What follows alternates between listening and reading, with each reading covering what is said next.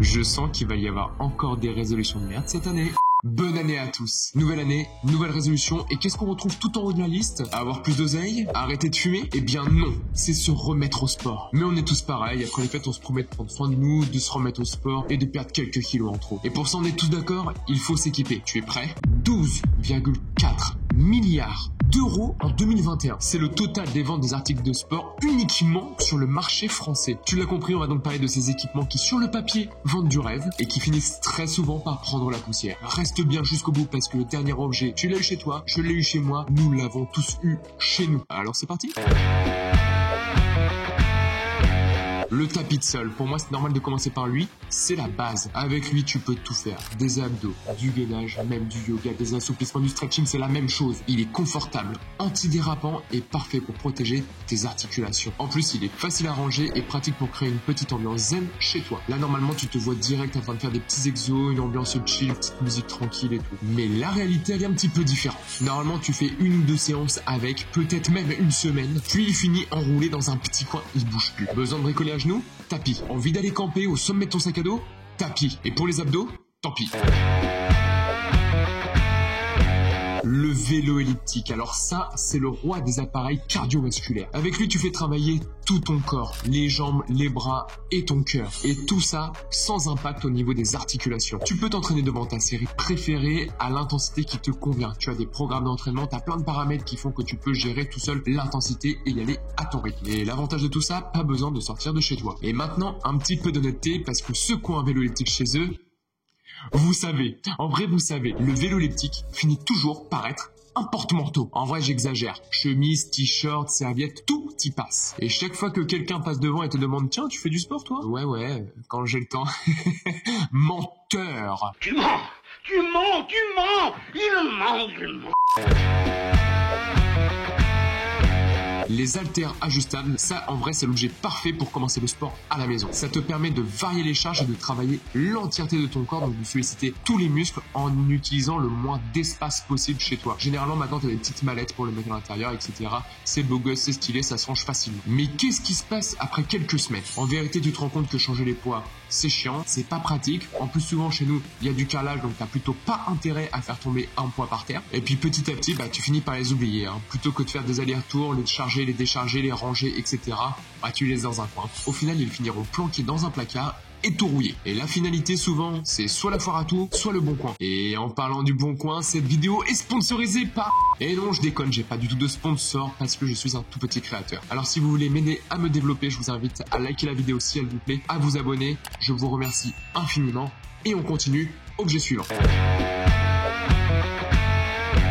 Les élastiques de fitness, ça c'est le champ malin en réalité. Alors je vous préviens, on va chambrer un petit peu, mais en vrai, c'est vraiment un objet qui est sympa quand on sait l'utiliser, qu'on sait s'en servir et qu'on sait quoi faire avec. 3 phrases pour dire la même chose. Ouais, c'est pas faux. C'est léger, c'est pratique, c'est facile à transporter et c'est l'objet idéal pour embarquer partout et faire du sport à tout moment, même en vacances. Tu peux choisir la résistance que tu mets, donc la dureté de l'élastique au moment où tu tires dessus. Et ça, c'est vraiment excellent pour renforcer tes muscles en douceur. C'est un outil qui est parfait pour les étirements, pour la rééducation, mais surtout pour varier tes séances de musculation. Mais la réalité, ça ressemble plutôt à ça.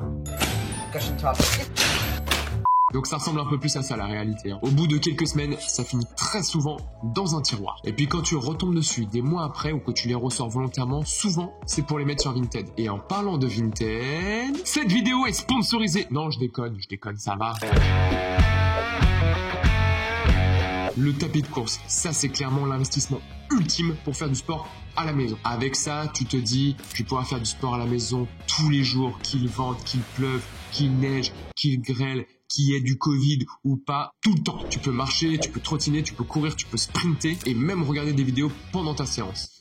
Mais tu sais très bien ce qu'est la réalité de cet objet. Entre le bruit qu'il fait et la place qu'il prend, il finit par te fatiguer avant même que tu cours dessus. Et très rapidement, à l'unanimité, on peut dire que ça finit par un étendoir multifonction. Manteau, pantalon et le gros avantage par rapport au vélo elliptique qu'on a vu précédemment, c'est que le tapis de course, comme il y a des poignées latérales, eh bien tu peux étendre aussi des draps dessus. Clairement, il y a tout qui trouve sa place dessus. C'est pratique, mais pas pour courir.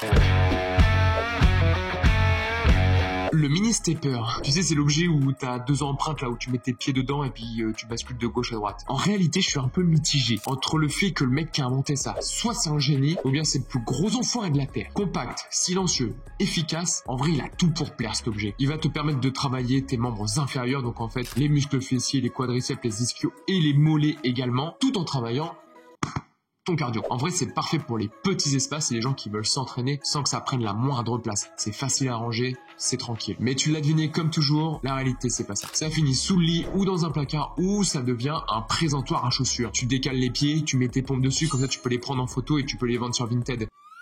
Non, toujours pas. Donc pour moi, un mini stepper, c'est simplement un marchepied.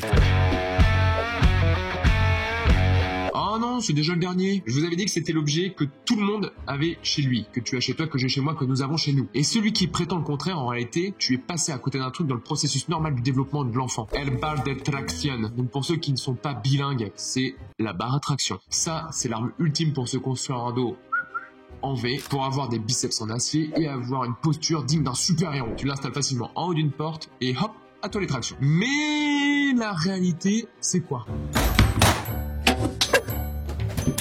Déjà, les gens qui achètent ça, ils ne savent pas de base comment c'est difficile de faire une traction quand t'as jamais fait de sport de ta vie. Ensuite, clairement, c'est le genre d'objet qui est utilisé uniquement après une certaine heure et au-dessus d'un certain grammage d'alcool dans le sang. Merci, la prévention ivresse.